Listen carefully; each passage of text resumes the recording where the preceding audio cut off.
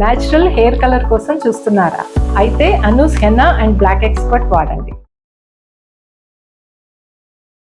నమస్తే అమ్మా. నమస్తే తల్లి.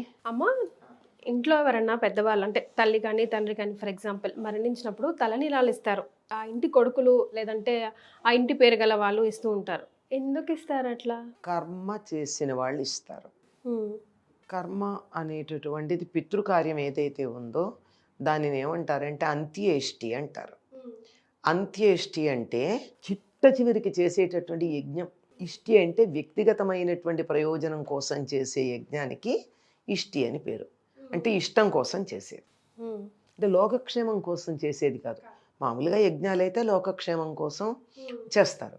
ఇది వ్యక్తిగతమైనటువంటి మెరుగుదల కోసం చేసేటటువంటిది గనక అంత్య ఇష్టి. చిట్ట చివరికి ఒక మనిషికి చేయగలిగింది ఏముందమ్మా? దీన్ని సంస్కారము అంటారు. అంత్య సంస్కారము, ఏది చేసినప్పుడైనా, ఏ యజ్ఞయాగాది క్రతువులు చేసినప్పుడైనా ముందుగా జుట్టు తీసేయడం అన్నది పద్ధతి. అందుకని తీసేస్తారు. ఎందుకంటే జుట్టును ఆశ్రయించుకుని పాపాలు మొదలైనటువంటివి ఉంటాయి. ఈ కార్యక్రమం చేసినప్పుడు ఏవైనా దోషాలుండి ఆ దోషాలు కానీ జుట్టుకు గనక అంటుకున్నట్టయితే అవి తొలగిపోతాయి అని. అందులో తల్లి అయితే పెద్ద కొడుకు చిన్న కొడుకు అని, తండ్రి అయితే పెద్ద కొడుకు అని, ఇట్లాంటివన్నీ ప్రాంతీయ భేదాలు. మనం డివైడ్ చేసుకుని అది ప్రాంతీయ భేదాలు. ఒక్కొక్క ప్రాంతంలో, ప్రాంతమే కదా, ఒక్కొక్క కమ్యూనిటీలో ఒక్కొక్క తేడా ఉంటుంది. ఇప్పుడు కొన్ని కమ్యూనిటీస్లో తల్లి చనిపోతే చివరి కొడుకు దాన సంస్కారం చేస్తాడు, తండ్రికి పెద్ద కొడుకు చేస్తాడు. కానీ ఎవ్వరికైనా పెద్ద కొడుకే చేయడం అన్నది పద్ధతి. అది ఒక పద్ధతి. లేదు ఇట్లా చేయడం అన్నది ఒక పద్ధతి. లేదు ఎవరు అందుబాటులో ఉంటే వాళ్ళు చేస్తారు. ఇప్పుడు అసలు ఎవరు అందుబాటులో ఉంటున్నారు? మరి వాళ్ళ పేర్లు చెప్పి ఎవరో చేస్తున్నారు. ఒక్కొక్కసారి ఎవరో చేస్తున్నారు, లేదా ఆ ఇంటి ఆడపడిచే చేస్తుంది. కొన్నిసార్లు కొన్ని సందర్భాలు అట్లా జరుగుతూ ఉంటాయి. ఎవరైతే కర్మ చేస్తారో ఆ చేసినటువంటి వారు దానికి సంకేతంగా జుట్టు తీసేస్తారు. ఎందుకంటే జుట్టు తీయడం అన్నది జుట్టును ఆశ్రయించి పాపం ఉంటుందన్నది ఒకటైతే, జుట్టు తీసేయడం అన్నది తనకున్నటువంటి అహంకారాన్ని వాటన్నిటినీ వదిలేసేయడం. దేవుడి దగ్గర కూడా జుట్టు ఎందుకు ఇస్తాం? అబ్బా జుట్టు లేకపోతే నేను ఎలా ఉంటాను, ఇవ్వడానికి ఎంత ఆలోచిస్తారు, కష్టపడతారు కదా. బిగ్గెస్ట్ డెసిషన్ అది అట్లాంటిది. ఇది నేను చేస్తున్నాను, దీనికి మించి నాకు ఎక్కువేం లేదు, ఇది నాకు చాలా ప్రధానమైంది. అందువల్ల నా వ్యక్తిత్వం కన్నా, నా అహంకారం కన్నా, నా అందానికన్నా, నాకున్న ఏవేవో వీటన్నిటికన్నా కూడా నేను తల వంచి ఇది ప్రధానం అనుకుంటున్నాను అని చెప్పడానికి జుట్టిస్తారమ్మా మన వాళ్ళు. అంతే కదా, ఇంటికి చెందిన సాధారణంగా కర్మ చేసిన వాళ్ళు ఇస్తారు. ఇంకా కొంతమంది అయితే, ఎంతమంది అన్నదమ్ములు ఉంటే అందరూ ఇస్తారు. ఇంకా కొంతమంది అయితే మనవాళ్ళు, కజిన్స్, వీళ్ళందరూ అది ఒక ఇష్టం చూపించుకోవడానికే తప్ప తప్పనిసరిగా కర్మ చేసిన వాళ్ళు కొడుకులు ఇవ్వడం ప్రధానం. 1 year పాటు కూడా వాళ్ళకి కర్మ చేసిన వాళ్ళకి అన్ని పాటించాల్సి ఉంటుంది. అంటే పండగలు, కొత్త బట్టలు వేసుకోకపోవడం, అవన్నీ పాటించాల్సిందేనమ్మా? ఇది కూడా ప్రాంతాల వారిగా లేదమ్మా. 1 సంవత్సరం వరకు కూడా ఎవరైతే కర్మ చేస్తారో వాళ్ళకి ఆ సంవత్సరం పాటు కర్మకు ఒక దీక్షగా తీసుకుంటారు. చెప్పానికి ఇది కూడా ఒక సంస్కారం, ఒక యజ్ఞం లాంటిది. దానికి దీక్ష తీసుకున్నారు గనక దానికే చెయ్యాలి ఆ పని. ఇప్పుడు ఉదాహరణకి మనం ఏదన్నా పెళ్లి మొదలైనవి చేసేటప్పుడు కంకణం కడతారు. కంకణం ఎందుకు కడతారమ్మా? అంటే ఒక దీక్ష పుచ్చుకున్నట్టు. దీక్ష పుచ్చుకుంటాం. ఆ సమయంలో బంధువులు ఎవరైనా చనిపోయి ఉంటే వీళ్ళక మైలు అంటదు ఈ కంకణం ఉన్నంత వరకు. కర్మ చేసిన వాళ్ళ వైఫ్ ప్రెగ్నెంట్ ఉందనుకోండి, వాళ్ళు అసలు కర్మే చేయకూడదు కదమ్మా. తలనీలాలు చేయాలి, తప్పదమ్మా, చేయాల్సిందే, బాధ్యత పుచ్చుకోవాల్సింది. ఎవరు చేస్తారు? లేదు అంటే ఇంకొక సోదరుడు ఉంటే చేస్తాడు, అన్నదమ్ములు ఇంకోళ్ళు ఉంటే చేస్తారు. అంతేగాని అది కూడా 7 నెలలు దాటిన తర్వాత, 7వ నెల వచ్చిన తర్వాత అయితే వాళ్ళ సోదరులు ఎవరైనా ఉంటే చేస్తారు, లేకపోతే తప్పదు, చేయాల్సిందే. రైట్. అండ్ ఇది చాలా ఇంపార్టెంట్ రైట్. ఇప్పుడు జాతకంలో కూడా మనం ఆస్ట్రాలజీ ప్రకారం చూసినా కూడా ఇవన్నీ పర్ఫెక్ట్గా చేయకపోతే పీడిలకు కూడా పాపం ఉంటుంది, అంటే వాళ్ళకి ముక్తి రాదు అని కూడా మనం వింటూ ఉంటాం కదా. అందులో అనుమానం ఏం లేదమ్మా. ఒక్క తరం వాళ్ళల్లో గనక వీళ్ళకి అంత్యేష్టి సరిగ్గా చేయకపోతే వాళ్ళు ఈ ప్రేత అంటారు దాన్ని. అంటే శరీరం ఇక్కడ వదిలిపెట్టి వెళ్ళిపోయింది. ఎవరు వెళ్ళారు? ఆత్మ. చనిపోయారు అన్నాం మనం.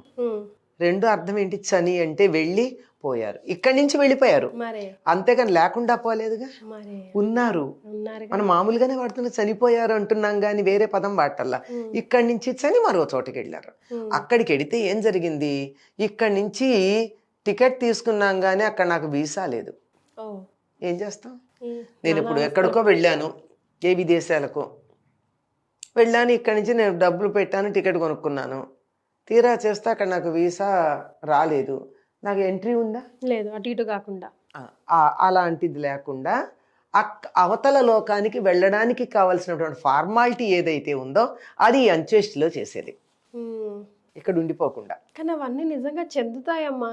అంటే మనం కంటితో చూడనివన్నీ లేవు అనుకునేటటువంటి మూర్ఖపు వాళ్ళకి అర్థం కాదు, కానీ కంటితో చూడనివి కూడా ఉంటాయని మనకు అర్థం అవుతుందా లేదా? ఉదాహరణకి నీకు బుద్ధి ఉందా అంటే చూపించమంటే ఎక్కడ చూపిస్తాను నేను? అంతెందుకమ్మా, మన ఫోన్ వాడతాం, దానికి దానికి అక్కడ ఉన్న శాటిలైట్ కి కనెక్షన్ కనిపిస్తుంది. ఎక్కడుంది? కంటికి కనపడుతోందా? లేదు కదా. ఇలాంటివన్నీ ఉన్నాయి. ఎవరైతే సైంటిస్టులు చూసి దీన్ని చెప్పారో వాళ్ళని నమ్ముతున్నాం. మరి అలాగే ఇవన్నీ మేము చూసాము అని చెప్పినటువంటి వాళ్ళకి చెప్పి నమ్ముతున్నాం. నమ్మలేదనుకో, కష్టపడు, ప్రయత్నం చేయి, తెలుసుకో, అంతేగాని నా కంటికి కనపడలేదు కనుక లేదు అంటే, ఇక్కడ వైఫై లేదు అని అంటే నేను ఎలా ఉంటుంది? నా కంటికి కనపడలేదండి, వైఫై చూపించు, ఎక్కడ చూపిస్తాను? పక్కన ఇన్స్ట్రుమెంట్ పెడితే కనపడుతుంది, అది ఆన్ చేస్తే కనపడుతుంది. అలాగే ఇవన్నీ కూడా దానికి సంబంధించిన ప్రయత్నాలు చేస్తే కనపడతాయి తప్ప లేకపోతే కనపడవు అనేటటువంటి సంగతిని అర్థం చేసుకోవాలి. ఇవన్నీ ఉన్నాయి. ఒక్కళ్ళు గనక ప్రేత సంస్కారం లేకపోతే తరువాతి తరాల వాళ్ళకి అంతకుముందున్న తరాలు కొన్నింటికి కూడా పైలోకాలకు వెళ్ళే అధికారం లేదు. అందుకే కదా భగీరథుడు సగర చక్రవర్తుల యొక్క కుమారులని ఉద్ధరించటం కోసం అంత తాపత్రయపడ్డాడు. ఆయన 3 తరాలు ముత్తాతలు వాళ్ళు.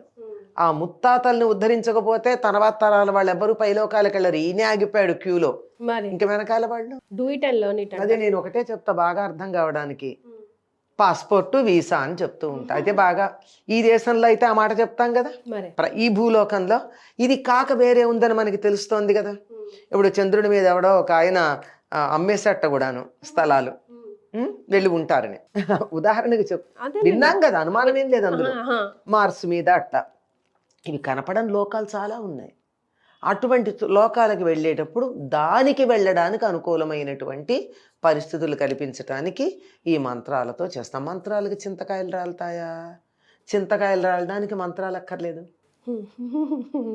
మంత్రం అన్నది స్పష్టంగా ఉచ్చరిస్తే దాని ఫలితం ఎట్లా ఉంటుందో మనం ఇక్కడ చూస్తూనే ఉన్నాం. చప్పట్లు కొడితే కదిలే బొమ్మలు ఉన్నాయి ధ్వనికి. సిరి అనంగానే వెళ్ళి పనులు చేస్తూ ఉంటుంది. అలెక్సా అనంగానే ఓపెన్ ద డోర్ అంటే వెళ్ళి చేస్తోంది. మరి ఇక్కడ మాటలతోనే నడుస్తోంది. ఇక్కడ నీ మాటతో తలుపు తెరవగలిగిన వాళ్ళవి ఈ మంత్రంతో సరైనటువంటి ధ్వని. ఇప్పుడు మీరు అన్నారు అనుకోండి, దానికి మీ గొంతు అలవాటు, అలెక్సా అంటే పలుకుద్ది, నేను చేస్తే పలకదుగా. నా గొంతుకి మీకు ఉచ్చారణకి తేడా ఉంది కనుక స్పష్టమైన ఉచ్చారణతో ఎప్పుడైతే అంటారో ఆ పైలోకాల్లో ఉన్నటువంటి తలుపులు తెరుచుకుంటాయి. ఇవన్నీ వీసాలాగా పనిచేస్తాయి. సూపర్ ఎక్స్ప్లెనేషన్ అమ్మా. అంటే పిల్లలకు కూడా ఈజీగా అర్థమైపోతుంది. పిల్లలకి అర్థం అవడమే ప్రధానమైనటువంటి ఉద్దేశం నాకు. ఎందుకంటే తర్వాత మనకు కూడా చేయాల్సింది వాళ్ళే కదా. అదే కదా. So you do it and learn it, result మీకే కనిపిస్తుంది. తెలియకపోతే, మీకు నమ్మకం లేకపోతే పరిశోధన చెయ్యండి. మీకు కనపడలేదు కనుక లేదు అనేటటువంటి మూర్ఖపు ఆలోచన వద్దు. వాళ్ళు మూర్ఖులు. నా కంటికి కనపడలేదు కనుక లేదన్న వాళ్ళని మించిన మూర్ఖులు ప్రపంచంలో లేరు. వెల్ సెడ్ అమ్మా. ధన్యవాదాలు. నమస్తే అమ్మా.